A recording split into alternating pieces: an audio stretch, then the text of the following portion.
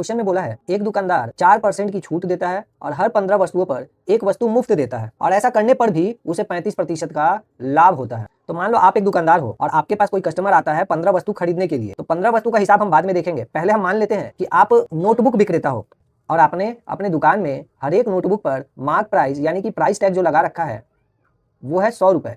इस हिसाब से अगर कोई व्यक्ति आपसे 15 नोटबुक खरीदने आएगा तो 15 नोटबुक का मार्क प्राइस कितना हो जाएगा? 1500 रुपए हो जाएगा। तो इमेजिन करो कोई व्यक्ति खरीदने आया है 15 नोटबुक, तो 15 नोटबुक के ऊपर टोटल उसको मार्क प्राइस कितना दिखेगा? टैग उसको दिखेगा प्राइस टैग 1500 रुपए। तो जब 1500 रुपए की प्राइस टैग वाला सामान वो खरीदेगा तो आप उसको इस पर 4% का छूट दीजिएगा और 1500 का 4% 60 रुपए होता है, यानी कि 60 रुपए का आपने डिस्काउंट दे दिया। और इतने पे ही आप रुके नहीं, आपने क्या किया, जब देखा कि वो 15 नोटबुक खरीदा है तो आपने उसको बोला ये एक और नोटबुक तुम पूरा फ्री में ले लो और हर एक नोटबुक का मार्क प्राइस कितना है? 100 रुपए। तो इस 16वें नोटबुक पर आपने उसको कितना डिस्काउंट दिया? आपने पूरा फ्री में दे दिया, यानी कि 100 रुपीज डिस्काउंट दे दिया। तो इस तरीके से वो कस्टमर आपसे कितने रुपए की मार्क प्राइस का सामान ले गया?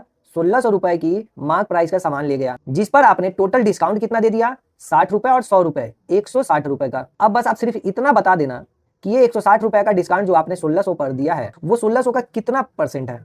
1600 का 10% होता है 160। तो आप बोल सकते हो कि आपने मार्क प्राइस पर यानी 1600 पर 10% का ही डिस्काउंट दिया है, जो कि होता है 160 रुपए। बस इतना ही आपको पता करना था इस क्वेश्चन में। अब ध्यान से मेरी बातों का जवाब देना। अगर आपने मार्क प्राइस पर 10% का डिस्काउंट दे दिया कस्टमर को तो उससे आपने कितने रुपए लिए हैं मार्क प्राइस का? तो आपने लिया है मार्क प्राइस का 10% छोड़ करके यानी 90%। अब ये सॉल्व करके जितना भी आएगा इतना ही आपने कस्टमर से लिया है, तो ये आपका क्या बन गया? ये बन गया सेलिंग प्राइस। आगे क्वेश्चन में बोला है ऐसा करने पर भी आपको 35% का लाभ हो रहा है।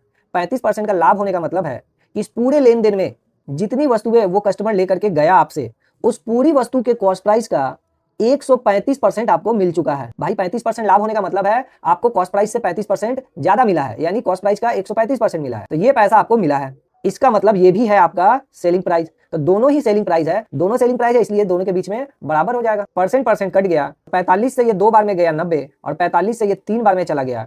इस तरह से मार्क प्राइस का रेशियो आया 3 और कॉस्ट प्राइस का रेशियो आया 2।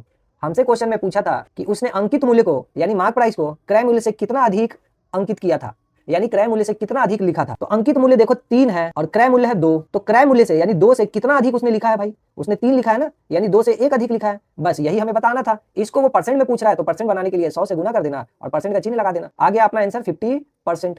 कितना आसान था। जैसा कि आपने देखा हमने इस सॉल्यूशन में कोई ट्रिक नहीं लगाया, जो क्वेश्चन में बोला था सिर्फ वही हमने कर दिया है। इसका मतलब अब आप इस सॉल्यूशन को कभी नहीं भूलोगे। अगर आपको हमारे सॉल्यूशन अच्छे लगे होंगे और अगर हमारे सॉल्यूशन में पूरा का पूरा कंसेप्ट दिखा है तो भाई वीडियो को लाइक जरूर करना और चैनल को सब्सक्राइब कर लो, नहीं तो दिमाग खोलने वाले ये सॉल्यूशन तुमको बहुत कम ही लोग बताएंगे।